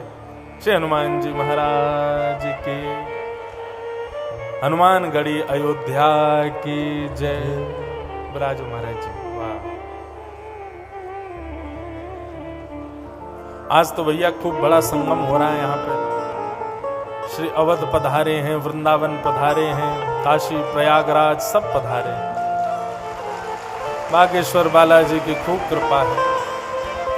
इतने सारे वैष्णव संत वृंदों का मंगलमय दर्शन हो रहा है और ब्रज की ठाकुर जी की मधुर लीलाएं चल रही हैं।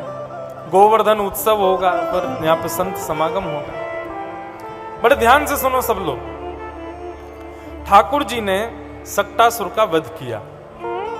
सक्टासुर का वध करने के बाद धीरे धीरे धीरे ठाकुर जी अब 1 वर्ष के हो गए। 1 वर्ष के बाल कृष्ण हुए। यशोदा मैया को चिंता हुई कि अब लाला को नामकरण होना चाहिए, और गर्गाचार्य जी आए और गर्गाचार्य जी ने आकर के ठाकुर जी का मधुर नामकरण संस्कार किया। बंधुओं, बलराम जी का नाम रखा गया था पहले राम। अयम ही रोहिणी पुत्रो रमयन सुहृदो गुणै आख्यास्यते राम इति बलाधिक्यात् बलम् विदुः। बलराम जी का नाम राम रखा गया था। श्री गर्गाचार्य जी महाराज कहते, मैया आपके इस बालक का नाम राम रखूंगा, लेकिन बल की अधिकता होने की वजह से संसार इसको बलराम कह करके पुकारेगा।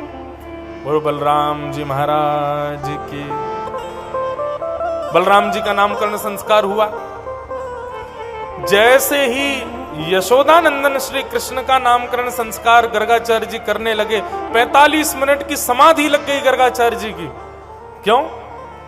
बोले गर्गाचार्य जी देखते ही समझ गए, बोले ये कोई बालक नहीं है, ये कोई साधारण व्यक्ति नहीं है, ये तो परम पिता, परम परमेश्वर, त्रिलोकीनाथ, जगदीश्वर, साक्षात परब्रह्म नारायण है। ठाकुर जी के चतुर्भुज रूप का दर्शन होने लगा। शंख चक्र गदा पद्मधारी श्रीमन नारायण ही यशोदा की गोद में बैठे हैं। गर्गाचार्य जी को ऐसी दृष्टि दिखने लगी। गर्गाचार्य जी तो बोलने ही वाले थे, बोले मैया तुम्हारी गोद में जो लाला बैठा है ये नारायण। जैसे ही नारायण कहने वाले थे, ठाकुर जी ने उनकी बुद्धि थोड़ी सी बदल दी, उनकी जीव थोड़ी सी परिवर्तित कर दी और गर्गाचार्य जी को संकेत कर दिया कि नहीं, प्रकाश मत करो कि मैं भगवान हूं, यही बताओ कि मैं बालक हूं। श्री गर्गाचार्य जी महाराज ने कहा, बोले मैया आपकी गोद में जो ये बालक बैठा है ये साक्षात नारायण समो गुणी है। ये नारायण के समान गुण वाला है, ये नारायण है ऐसा नहीं कहा। ये भी प्रेम का एक स्वरूप है। जहां हम प्रेम व्यवस्थित करते हैं वहां अपने प्रभुत्व को छुपाते हैं, वहां अपनी श्रेष्ठताओं को गौड़ करते हैं, वहां हम दीन बन के ही रहते हैं। अब कोई बहुत बड़ा आईपीएस ऑफिसर बन जाए, आईएएस ऑफिसर बन जाए, वो सब उसको सल्यूट करते हैं, लेकिन वो अपने घर जाए और मैया से कहे, ए माता जी आप भी सल्यूट करो मुझे, मैं आईएएस ऑफिसर बन गया हूं। माता जी कहेंगे अच्छा बेटा, दुनिया के लिए हो, हमारे लिए थोड़े ही हो। जहां प्रेम होता है, अब जिस कई बार ऐसे भी होता है ना, बड़े बड़े नेता होते हैं, राजनेता होते हैं, बड़े बड़े महात्मा होते हैं, उनकी एक गरिमा महिमा होती है, लेकिन अपने प्रेमी को देख करके वो अपनी गरिमा महिमा से उतर जाते हैं। सिंहासन पर बैठना चाहिए, नीचे बैठ जाते हैं, छत्र लगाना चाहिए, बिना छत्र के रहते हैं। अपनी पदवी का त्याग किया जाता है प्रेम में। श्री कृष्ण प्रेम पुरुषोत्तम है, अपने प्रभुत्व को छुपा रहे हैं ब्रजमंडल में, किसी को पता नहीं लगने दे रहे हैं कि मैं परमात्मा, मैं परब्रह्म हूं। गर्गाचार्य जी को मना किया, बोले बताना नहीं कि मैं भगवान हूं। गर्गाचार्य जी बोले मैया ये आपका लाला नारायण के समान गुण वाला है, इसका मैं नाम रखता हूं। बोले क्या नाम रखेंगे? आसन वर्णास्त्रयो यास्य गुह्यतो नुयुगम तनु शुक्ले रक्तस्तथा पीत इदानीं कृष्णतां गतः। मां, आपका जो ये बालक है कभी शुक्ल वर्ण का था, कभी रक्त वर्ण का था, कभी पीत वर्ण का था, इस बार ये कृष्ण वर्ण का है, इसलिए इसका नाम मैं कृष्ण रखता हूं। इदानीं कृष्णतां गतः। बोलो बाल कृष्ण लाल की। ठाकुर जी का नाम कृष्ण रखा गया। जैसे रमन्त योगिनोऽस्मिनिति रामः, जो सबके हृदय, योगियों के हृदय में, पवित्र हृदय वालों के हृदय में जो रमण करता है उसको राम कहते हैं, उनका नाम श्री राम है। ऐसे कृष्ण का अर्थ क्या है? जो आपको कहीं से भी अपनी ओर आकर्षित कर ले, कर्षतीति कृष्ण, उसका नाम कृष्ण है, उनका नाम श्री कृष्ण। कृष्ण शब्द का अर्थ क्या होता है बंधुओं? कर्षतीति कृष्ण मतलब, कृष्ण शब्द का अर्थ क्या? बहुत ध्यान से सुनो। हमारी पंच ज्ञानेंद्रियां हैं, आंख, नाक, जीव, कान, त्वचा। आप हो ही नहीं सकता कि किसी इंद्रिय से कृष्ण के ना हो सको। जो प्रत्येक इंद्रिय से आकर्षित करे वही श्री कृष्ण है। आप यदि उनको देख लोगे तो उनके हो जाओगे। आप कहो कि नहीं मैं देखूंगा नहीं, मैं आंख बंद करके रखूंगा, तो कृष्ण के कैसे होऊंगा? तो वो आपके कानों से भीतर प्रवेश कर जाएंगे, ऐसी लीला सुना देंगे अपनी कि आप कानों से उनके हो जाओगे।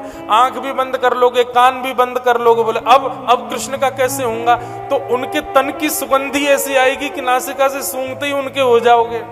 आप नाक भी बंद कर लो, आंख भी बंद कर लो, कान भी बंद कर लो, बोले अब तो कृष्ण मेरे नहीं हो पाएंगे, अब मैं कृष्ण का नहीं हो पाऊंगा।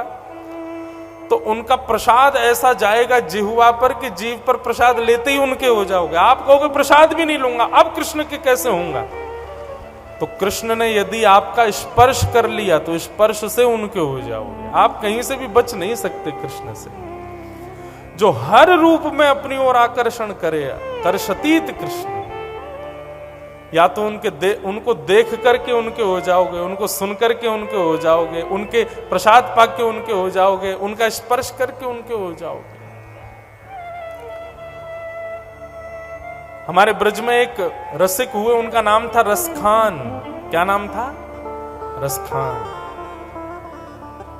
रसखान जी को सुंदर रूप देखने का बड़ा चाव था। सुंदरता जहां देख लेते थे वहीं रुक जाते थे।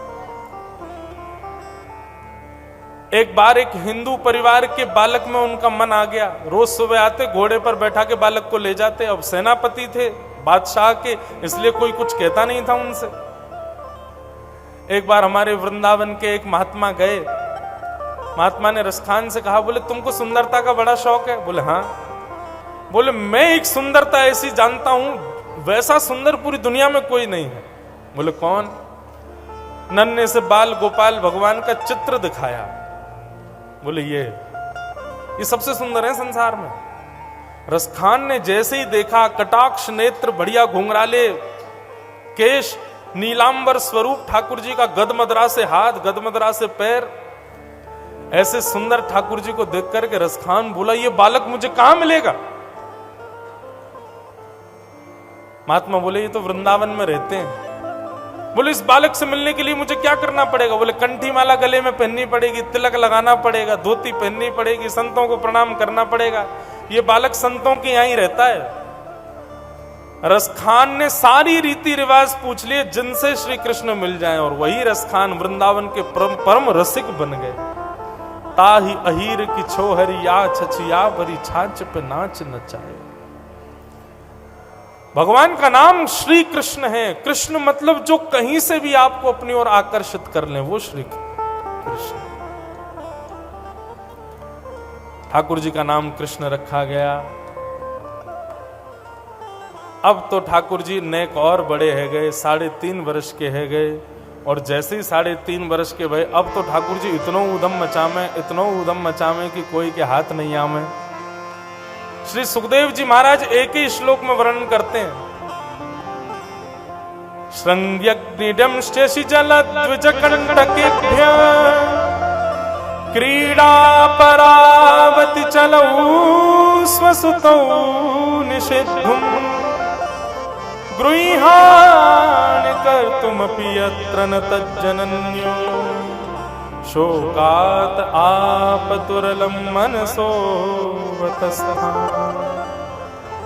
बहुत सुंदर। नेक्स्ट से ठाकुर जी कैसा उदम मचाते हैं?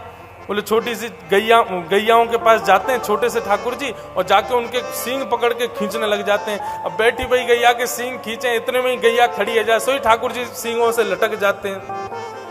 गैया ठाकुर जी को लेके जाती है सीधे गोबर के ढेर में, और वहीं जाकर के झटका मारे, सोई ठाकुर जी गले गले तक गोबर में धस जाते हैं। फिर रोते हैं, मैया मुकु बचा, देख गैया मुकु मार रही है। यशोदा मैया ठाकुर जी को उठा के लाती है, गोबर में धसे हुए ठाकुर जी को लेके आती है। यशोदा मैया के लाला मुकु तो ऐसा लगे तो पूर्व जन्म को सूकर दीख है। ठाकुर जी कहे, हाँ मैया सही कह रही है, मैं पूर्व जन्म को सूकर ही तो हूं। वो बड़ा भगवान भयो ना जाने पृथ्वी की रक्षा करी, वो मैं ही तो हतो।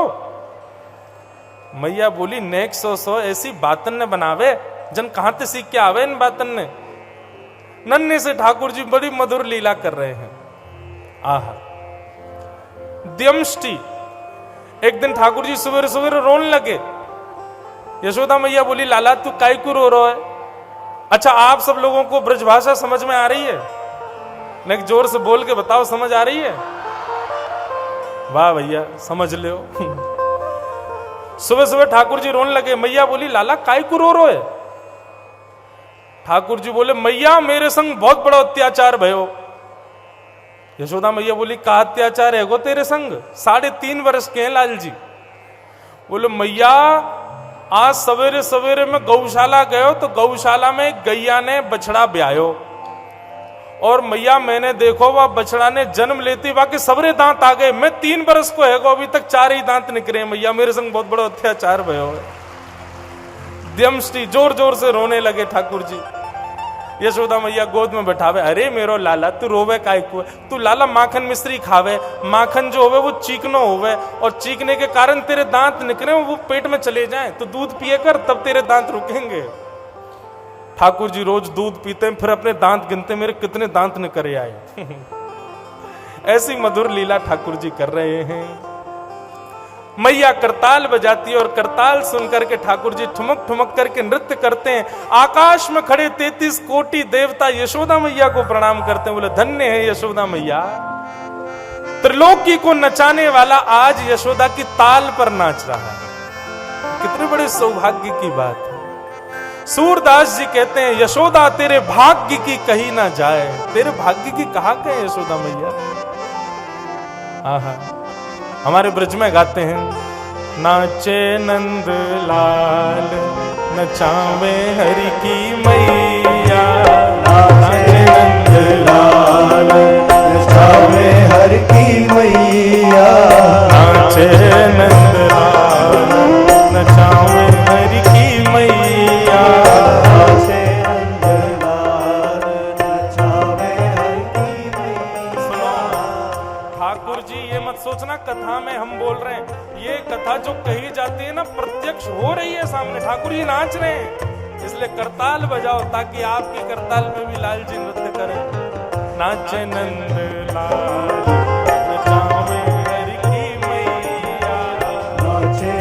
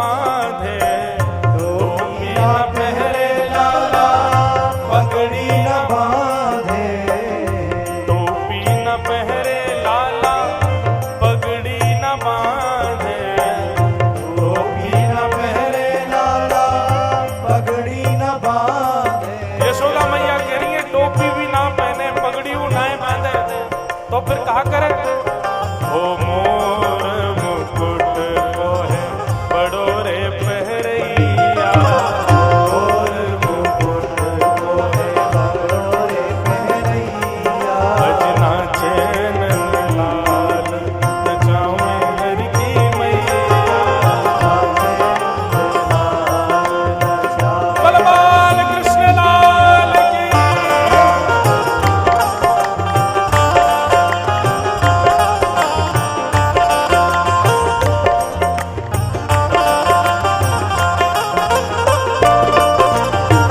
वृंदावन बिहारी लाल की।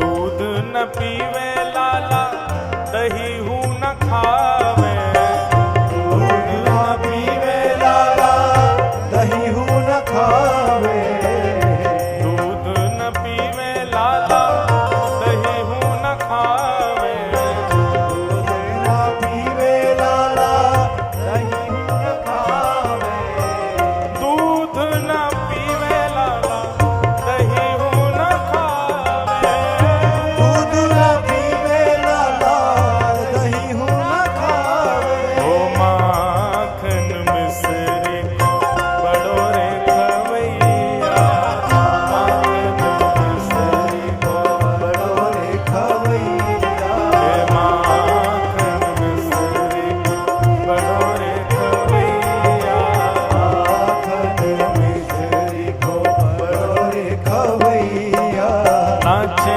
नंदलाल नचावे हर की मैया,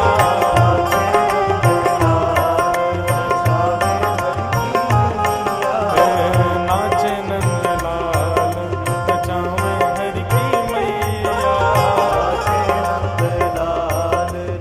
बोल नंद के लाला की।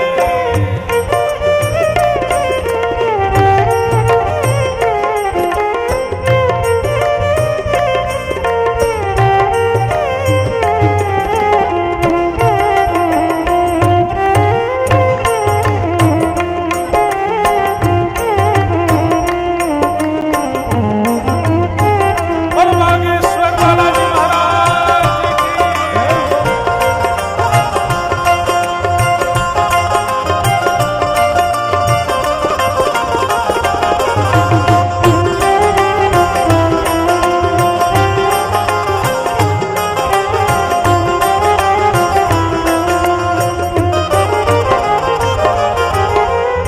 खेल न खेले लाला, खिलौना न खेले, खेल न खेले लाला, खिलौना न खेले, खेल न खेले लाला, खिलौना न खेले, खेल न खेले लाला, खिलौना न खेले, यशोदा मैया कह रही है लाला कोई खिलौना तो ना खेले, कोई खेल भी ना खेले।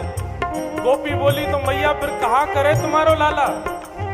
यशोदा जी कह रही हैं, ओ वंशी को लाला है बड़ो रे बजैया, वंशी को लाला है बड़ो रे बजैया, वंशी को लाला है बड़ो रे बजैया, वंशी को लाला है बड़ो रे बजैया, नाचे नंदलाल नचावे हर की मैया, नाचे नंदलाल नचावे हर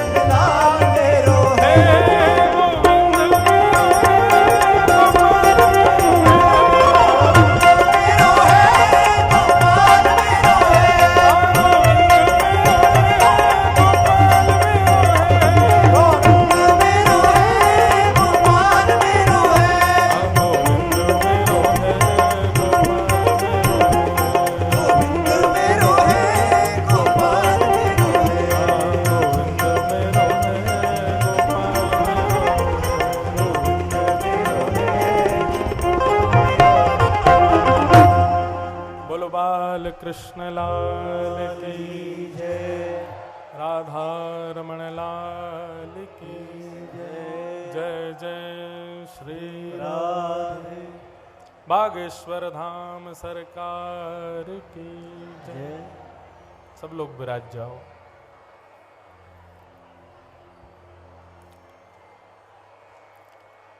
ठाकुर जी की बड़ी मधुर लीला चल रही है। श्रृंग्यग्निड्यंश्यसि जलध्वजकंटकेभ्य क्रीडा परावति चलौ स्वसुतौ निषिद्धुं गृह्याणि कर्तुमपि यत्र न तज्जनन्यो रोकात आपतुरलं मनसो व्यवस्थाम्। ऐसी मधुर लीला ठाकुर जी कर रहे हैं। कभी चोटी पकड़ के रोते हैं कि मैया मेरी चोटी चौनाएं भर रही, कभी रोते मैया मेरे दांत चौनाएं निकल रहे, कभी रो में मैया वाकी गैया के इतने धोरो बालक कैसे भयो हमारो चौनाएं हेरो। ऐसी ऐसी मधुर बातें ठाकुर जी करते हैं। बंधुओं, यहां कंस ने ब्रजवासियों पर एक कर लगा रखा है कि कोई भी ब्रजवासी अपने यहां ज्यादा दूध दही मक्खन घी इनको व्यवस्थित नहीं कर सकता। एक अनुपात से ज्यादा यदि दूध मक्खन घी दही किसी भी ब्रजवासी के घर में होता है तो उसको मथुरा जाकर के जमा करवाना पड़ता था। ठाकुर जी को जब ये बात पता चली कि भैया कंस गैया रखें हम, गैया को खवा में हम, सेवा करें हम और सारो दूध घी दही ले जावे ये कंस, ठाकुर जी बोले श्रेष्ठ वस्तु असद व्यक्ति के हाथ नहीं पड़नी चाहिए। और ठाकुर जी ने सब ब्रजवासियों से कहा कि भैया यदि घर में दूध घी दही मक्खन बचेगो तो कर के रूप में मथुरा देना पड़ेगा, लेकिन चोर यदि चोरी कर लेंगे तो फिर कैसे दोगे। और सब ब्रजवासियों के साथ मिलकर के ठाकुर जी घर घर जाकर के चोरी करने लगे कि वत्सान मुंचन क्वचिद समय क्रोश संजात हास स्तेयं स्वादद्धिपयः कल्पितैस्तेयोगैः मरकान् भोक्ष्यन् विभजति सचेन नात्रिभाण्डं भिनत्ति द्रव्यालाभे सगृह कुपितो यात्युपक्रोशतो का। सब गोपियां जाकर के यशोदा मैया से जाकर के शिकायत कर रही हैं, बोले तुम्हारे लाला है मैया संभाल लो, नहीं काव देना हम देख लेंगे याकू। सब गोपियां जा जा करके यशोदा मैया से शिकायत कर रही हैं। गोपियां कहती हैं मैया तुम्हारो लाला चोरी करे स्तेयम। बोले काय की चोरी करे? बोले दूध घी दही और मक्खन की चोरी करे।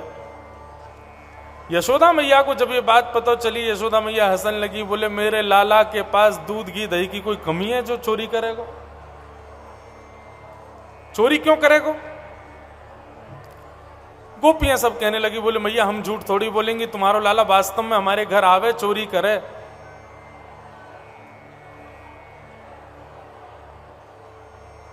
यशोदा मैया बोली कई बार ऐसा होवे कि बालकन ने अपने घर को भोजन बढ़िया ना लगे या हमारे दूसरे घर जाके करया में।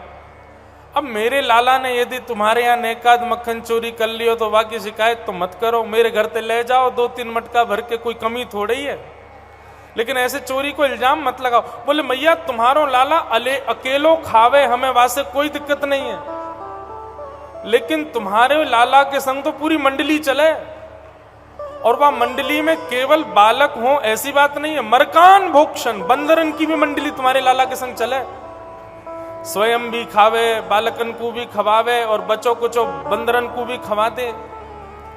एक गोपी बोली मैया इतने में भी मक्खन यदि बच जाए तो तुम्हारो लाला दया थोड़ी करे कि चलो छोड़ जाओ, तो क्या करे? बोले ना त्रिभांडम भिनत्ति, बच्चे भय मक्खन की मटकी को फोड़ के भाग जाए, जितना मक्खन बचो हो सब फैल जाए, हमको कछु मिले ही ना है मैया। ऐसो लाला तुम्हारो उधम मचावे मैया, या को समझाए लो। सब गोपियां शिकायत करने लगी। यशोदा मैया ने ठाकुर जी को समझाया। इस प्रकार भगवान की चोरी लीला के वर्णन यहां किए गए। अनेक लीलाएं बंधुओं, ब्रज की तो इतनी मधुर मधुर बड़ी बड़ी विस्तृत लीलाएं हैं, सबका विस्तार से वर्णन तो कहीं करें, बस जितना हो सकेगा करेंगे। गोवर्धन उत्सव तक आज कथा करनी है, तो सब लोग ध्यान से सुनो भैया। आप लोग इधर देखो, नहीं तो हम कथा भूलेंगे फिर। हाँ, ध्यान से सुनो। यहां व्यवस्थाएं चल रही हैं, उनको चलने दो, आप हमको देखो नहीं कहते। और यूं मत सोचो कि भैया महाराज जी को कहीं नजर लग गई, तो कोई नजर नहीं लगेगी, आप देखो हमको, खूब भाव से कथा सुनो। तो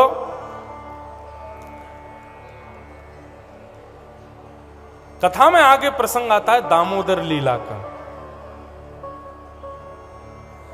भगवान ने एक दिन यशोदा मैया के पर सास के जमाने की मटकी फोड़ दी। यशोदा मैया को क्रोध आया, बोले लाला ज्यों ज्यों बड़ा है तो जा रहा, त्यों त्यों ऊधमी है तो जा रहा, आज या कुछ सबक सिखाना पड़ेगा। और यशोदा मैया ने ठाकुर जी को पकड़ करके उखल से बांध दिया। जय हो। यशोदा मैया वात्सल्य मैया की चर्चा है रही है, और वात्सल्य मूर्ति हमारी श्री दीदी मां पधारी हैं। जय हो, जय हो।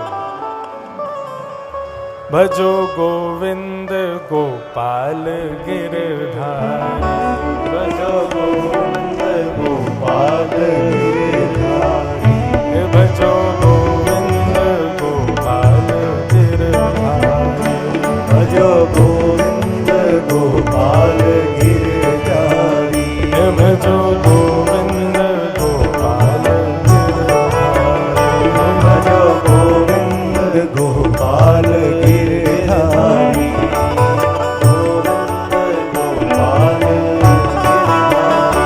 भजो गोविंद गोपाल गिरधारी, भजो केशव माधव,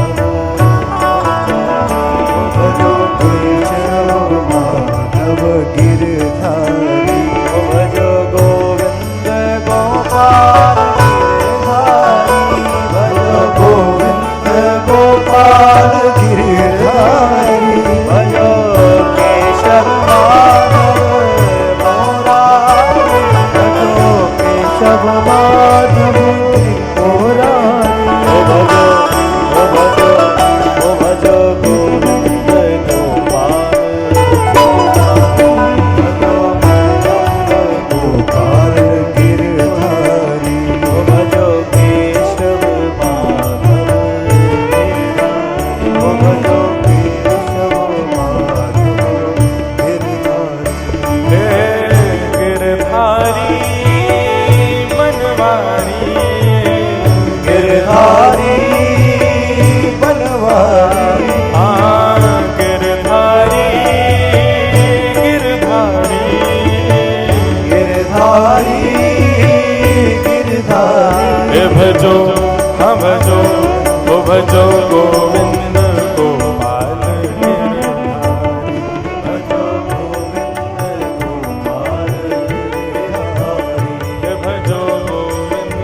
गोपाल गिरधारी, भजो गोविंद गोपाल गिरधारी, भजो गोविंद गोपाल गिरधारी, भजो गोविंद गोपाल गिरधारी, भजो गोविंद गोपाल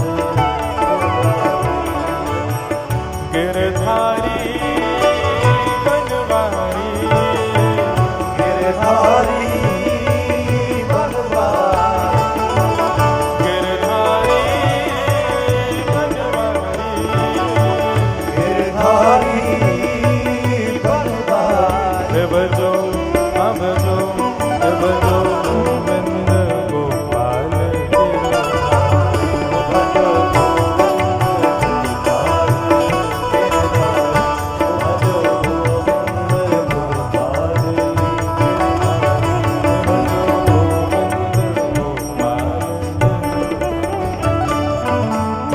गोपाल कृष्ण लाल की जय। बागेश्वर बागेश्वर धाम हनुमान जी महाराज की जय, सन्यासी बाबा की जय, बुंदेलखंड महाकुंभ की जय। नमः पार्वती पते हर हर महादेव। आज कितने संयोग की बात है कि कथा में बाल लीला चल रही है, यशोदा मैया और ठाकुर जी को मधुर संवाद चल रहे हो है, और वही समय हमारे ब्रजमंडल की वास्तविक आज की यशोदा, जिनको हम वात्सल्य रूप में यशोदा जी के रूप में ही देखते हैं, ऐसी वात्सल्य मूर्ति माँ हमारे बीच में पधारी हैं। एक बार जोर से जय घोष करो, बोलो बाल कृष्ण लाल की। साक्षात यशोदा मैया के स्वरूप में हमारे मध्य पधारी हैं। माँ का बहुत स्नेह, बहुत वात्सल्य हमारे महाराज जी के प्रति है। खूब स्नेह माता प्रदान करती हैं। अब बंधुओं, कथा हम थोड़ी सूक्ष्म में अब पूर्णता कर दें, ताकि अब आगे का क्रम जो है वो यहाँ हो सके। तो ठाकुर जी की लीलाएं चल रही हैं। अब हम जल्दी से गोवर्धन उत्सव कर देते हैं, और उसके बाद फिर संत सम्मेलन जो यहाँ आज जिसका विषय होना है वो यहाँ होगा। शेष जो कथा रह गई है वो हम कल से उसको पूर्ण करेंगे। बाकी अभी गोवर्धन उत्सव तक हम पहुंच जाते हैं। यशोदा मैया ने ठाकुर जी को ऊखल से बांधा। ठाकुर जी ने यमलार्जुन वृक्षों का स्पर्श किया।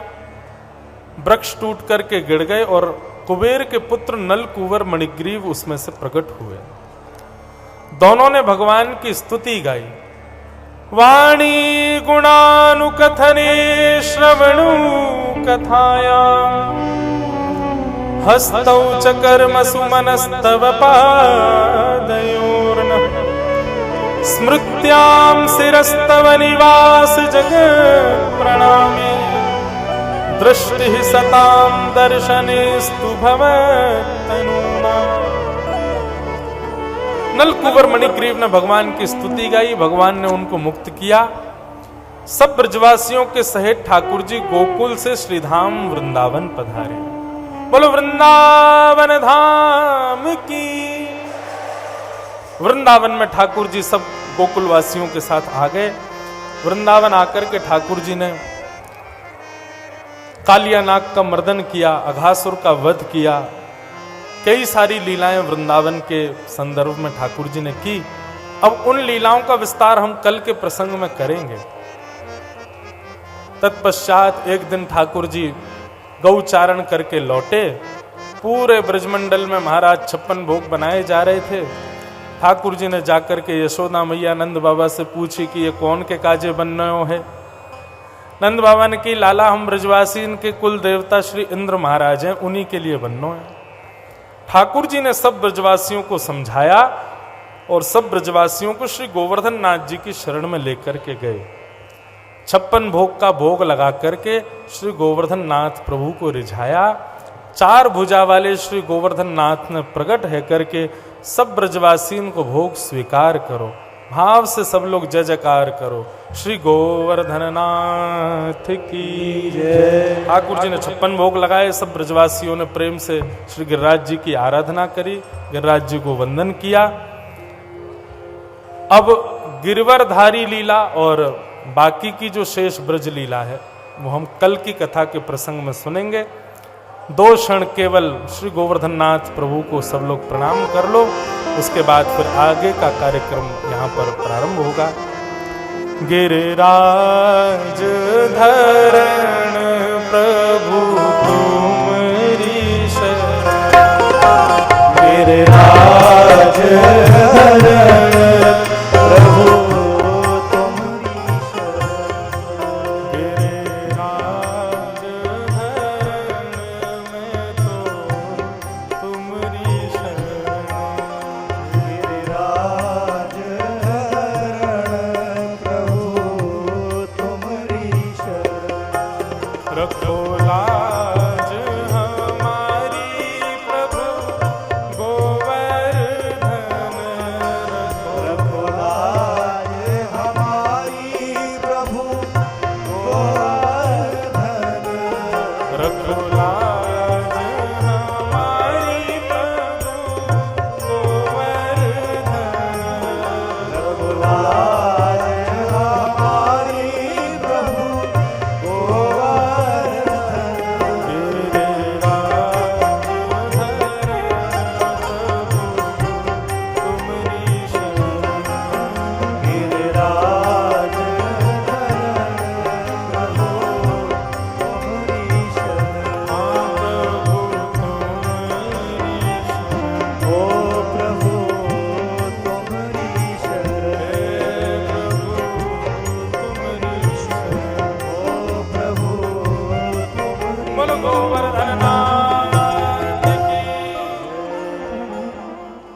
ठाकुर जी ने गोवर्धन उत्सव किया। अब शेष जो कथा आज हमने सूक्ष्म में कही उसका विस्तार हम कल की प्रसंग में करेंगे।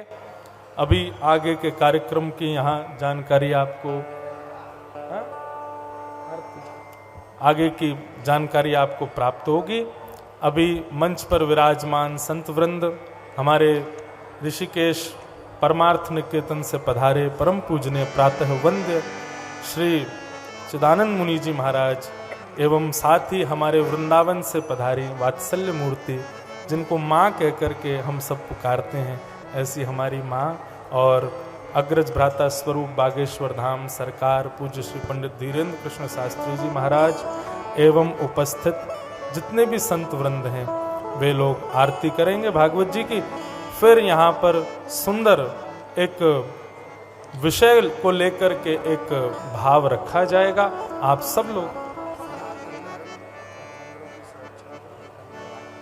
सनातन धर्म मठ मंदिरों की रक्षा सुरक्षा और वहां से किस प्रकार हम अपने सनातन को और आगे ले जा सकते हैं, संतों के विषय में वो विषय रखा जाएगा। सब अपना भाव उस पर रखेंगे। आप लोग बड़े ध्यान से श्रवण कीजिएगा। कन्या विवाह के उपलक्ष्य में अन्य अन्य जानकारी सब आपको मन से प्राप्त होगी। प्रेम से जय जयकार करते हुए सब लोग भागवत जी की आरती गाएंगे और फिर कार्यक्रम प्रारंभ होगा।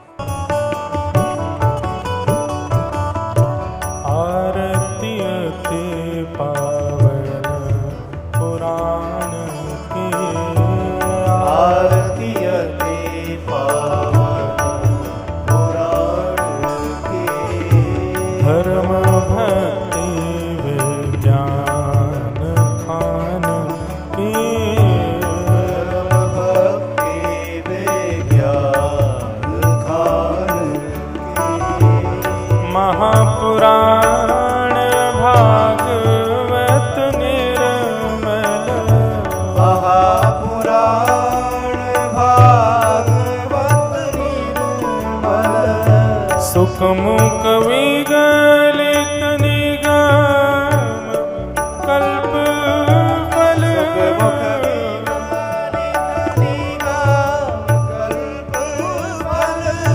परमानंद सुधार लीला रस आरती अति पावन पुराण की, विषय विलास विमोह विनाशिनी, विषय विलास विमोह विनाशिनी, विमल विराग विवेक विकासिनी,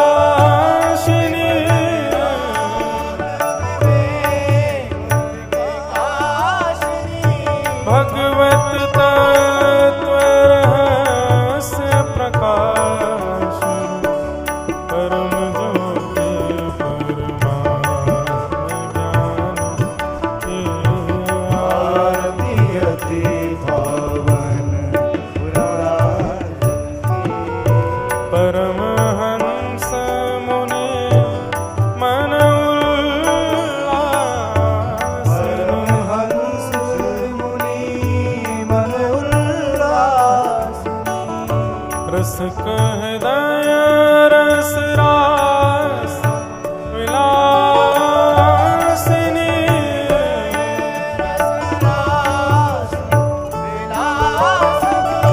भुक्ति मुक्ति रति प्रेम सुदास कथा